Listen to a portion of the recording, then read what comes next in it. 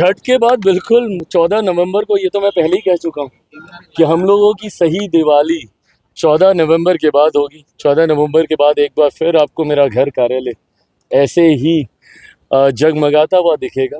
हम लोग तो एक एक बार अपना गला बैठा के फिर हम लोग प्रचार में हम लोग लगे हुए हैं। ऐसे में ये लोग एक साथ एक मंच पर आए ही नहीं हैं। मेरे ताजुब होता है मुझे, नेता प्रतिपक्ष हैं वो, कम से कम इतनी जानकारी तो होनी चाहिए। वक्त को लेकर उन्होंने कहा कि वो उनकी सरकार आएगी तो बिल को फाड़ के फेंक दिया जाएगा। नमस्कार, मैं हूं देवांशु। आप देख रहे हैं न्यूज़ फॉर नेशन। छठ महापर्व चल रहा है और चिराग पासवान की ये तस्वीरें देखिए। पटना लोजपा कार्यालय की ये तस्वीरें है जहां पर चिराग पासवान ने जो है वो डूबते हुए सूर्य को जो है वो अर्घ जो है वो दिया है। चिराग पासवान की बुआ जो हैं वो छठ करती हैं और इस मौके पर चिराग पासवान का पूरा परिवार जो है वो साथ रहता है और पूरे परिवार ने जो है एक तरह से डूबते हुए सूर्य को जो है वो अर्घ दिया। हर साल जो है वो इसी तरीके से चिराग पासवान छठ महापर्व मनाते हैं। कोई भी त्यौहार हो, पूरी शिद्दत के साथ चिराग पासवान और उनकी फैमिली जो है वो मनाती है। इस बार खास है छठ पर्व क्योंकि इस बार विधानसभा के चुनाव हो रहे हैं और इस बीच छठ महापर्व आया है, तो कहीं ना कहीं चिराग पासवान ने छठी मैया से बस एक ही जो है वो कामना की होगी कि बिहार में एनडीए की सरकार जो है वो बने। ये सवाल भी जो है वो अर्घ देने के बाद जो है वो पूछा गया उनसे, तो क्या कुछ जवाब चिराग पासवान ने दिया है, सबसे पहले वो सुनिए। छठ के बाद बिल्कुल 14 नवंबर को, ये तो मैं पहले ही कह चुका हूँ कि हम लोगों की सही दिवाली 14 नवंबर के बाद होगी। 14 नवंबर के बाद एक बार फिर आपको मेरा घर कार्यालय ऐसे ही जगमगाता हुआ दिखेगा। ये विश्वास है कि बिहार की जनता बहुत उत्साह के साथ मेरे प्रधानमंत्री और मुख्यमंत्री जी की इस डबल इंजन वाली सरकार को गति देने के लिए तैयार है। प्रदेश कार्यालय में एक लंबे समय के बाद हम लोग प्रदेश कार्यालय में छठ महापर्व बना रहे हैं। जैसा मैंने कहा कि जगह से ज़्यादा महत्वपूर्ण पूरे परिवार का एक साथ रहना होता। मेरी फुआ बहनें सब लोग करती हैं। ऐसे में ये 4 दिन सिर्फ हंसी खुशी भरे हुए होते हैं और आज खुशी और बड़ी है कि एक ऐसी जगह जिसकी पहचान मेरे पिता से रही थी, हमारा कार्यालय विपरीत परिस्थितियों में हम लोग के पास नहीं था, आज एक बार फिर यहाँ पे हम लोग मना रहे थे।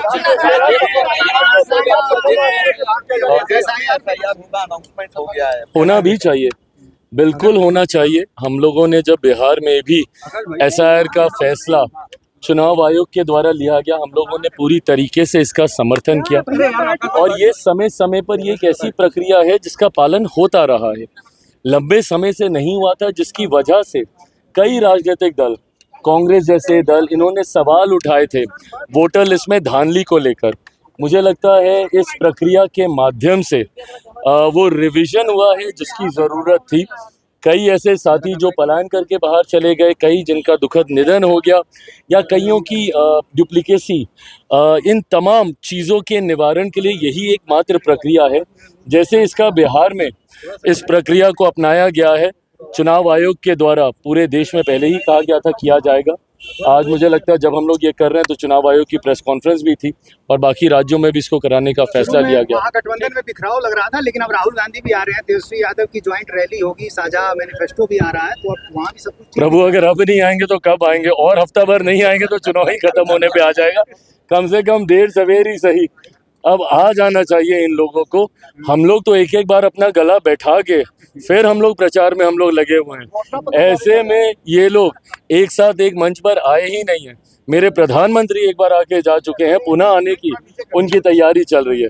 तो I think it's high time कि अब महागठबंधन भी आ जाए। बचा कुचा जो भी है उसको ये लोग कर लें एक साथ। हाँ, वक्त बिल को लेकर के घोषणा पत्र महागठबंधन के द्वारा भी और एक साझा घोषणा पत्र पे हम लोग भी उसको अंतिम स्वरूप देने के क्रम में हैं। मुझे लगता है बहुत जल्द एनडीए के तमाम दलों के सुझावों के साथ एक साझा घोषणा पत्र जल्द ही जारी किया जाएगा। तेजस्वी यादव ने वक्त बिल को लेकर के कहा है, इस पर ताजुब होता है मुझे, नेता प्रतिपक्ष हैं वो, कम से कम इतनी जानकारी तो होनी चाहिए। वक्त को लेकर उन्होंने कहा कि वो उनकी सरकार आएगी तो बिल को फाड़ के फेंक दिया जाएगा। पहली बात तो बिल फाड़ना मुझे लगता है उनके परिवार के लिए एक सेंसिटिव इश्यू रहा है। एक ऐसा ही बिल दशकों पहले राहुल जी ने फाड़ा था, जिसका सीधा असर उनके परिवार के सदस्य, उनके पिताजी के ऊपर हुआ था। आज जब वो एक और बिल को फाड़ने की बात करते हैं तो ये जानकारी रखें कि भैया ये केंद्र के द्वारा, भारत की संसद के द्वारा इसको पारित किया गया। इसमें लोकसभा राज्यसभा के सांसदों की भूमिका है, आपकी, आपके विधायकों की नहीं है। ऐसे में आप फाड़ भी दीजिएगा तो क्या हो जाएगा। बट जो ये भ्रमित कर रहे हैं कि भाई ये एंटी मुस्लिम है, अगर एक बार नेता प्रतिपक्ष इसको पढ़ते तो उनको समझ में आता कि गरीब मुसलमानों को उनका हक अधिकार दिलाने के लिए जो मठाधीश वहाँ पे बैठे हुए हैं, उनकी भूमिका को कम कर कर सबका समावेश, मुसलमानों के हर वर्ग का समावेश करने की सोच के साथ इसमें संशोधन किए गए थे। पर ऐसे भ्रम ये लोग लोकसभा में भी फैलाते रहे, अभी फिर एक बार झूठ बोलने का प्रयास कर रहे हैं। होना जाना कुछ नहीं है। शहनाई बजेगी क्या? अरे प्रभु, जय छठी मैया, शहनाई बजेगी। जय छठी मैया।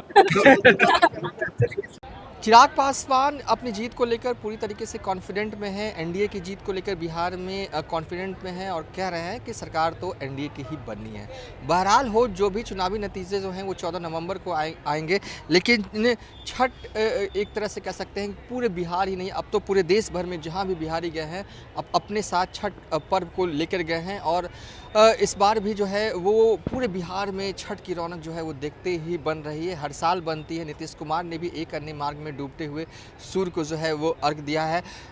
चिराग पासवान सूर्य को अर्घ देने के बाद जो है अपने पूरे परिवार के साथ बैठकर एक बहुत ही खुशनुमा माहौल में गपशप जो है वो करते हुए जो है वो दिख रहे हैं। ये देखिए हम थोड़ी दूर हैं लेकिन पूरे परिवार के साथ एक ऐसा पल होता है, छठ का ऐसा पल होता है कि छठ महापर्व पे चाहे किसी भी घर में छठ हो रहा हो, काम एक तरह से आप कह सकते हैं कि छठ महापर्व में जो है ना इतने सारे उस पर्व से जुड़े हुए काम इतने होते हैं कि करने के बाद हल्की फुल्की थकान हो जाती है और डूबते हुए सूरज को अर्घ देने के बाद कहीं ना कहीं अपने पूरे परिवार के साथ सुकून के पल, क्योंकि इलेक्शन भी है, हर दिन उन्हें चुनावी प्रचार करने के लिए भी जो है वो जाना होता है, अपने पार्टी के प्रत्याशियों के लिए, एनडीए के प्रत्याशियों के लिए और अपने परिजनों के साथ इस वक्त जो है अंतराक्षी जो है वो खेलते हुए जो है वो नज़र आ रहे हैं चिराग पासवान। तो इन्हीं खूबसूरत वीडियो के साथ हम इस वीडियो को वाइंड अप कर रहे हैं।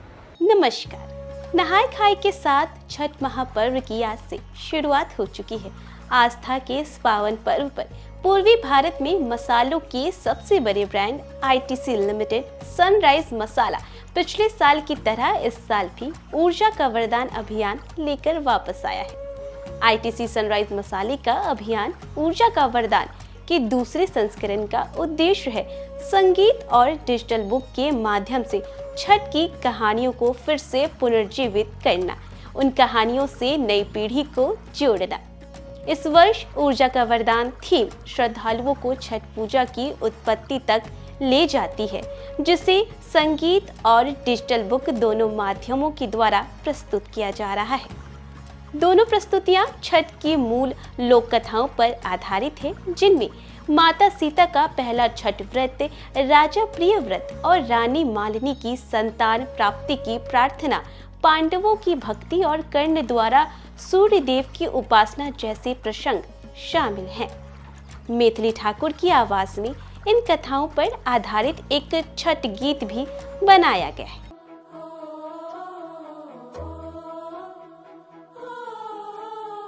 त्रेता से सतयुग तक, द्वापर से कल युग तक, महिमा महान उनकर आव हम बताई।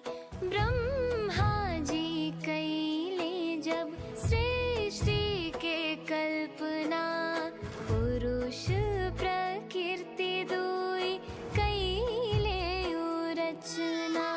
साथ में लोक कला शैली में इन कथाओं के रंग, संस्कृति और क्षेत्रीय गर्व को दर्शाते हुए एक डिजिटल बुक भी तैयार किया गया है। श्रद्धालुओं की सुविधा के लिए छठ कैंपेनियन चैटबॉट भी पुनः सक्रिय किया गया है। कहानियां और छठ से जुड़ी सटीक जानकारी सूर्योदय सूर्यास्त का समय प्रदान करता है।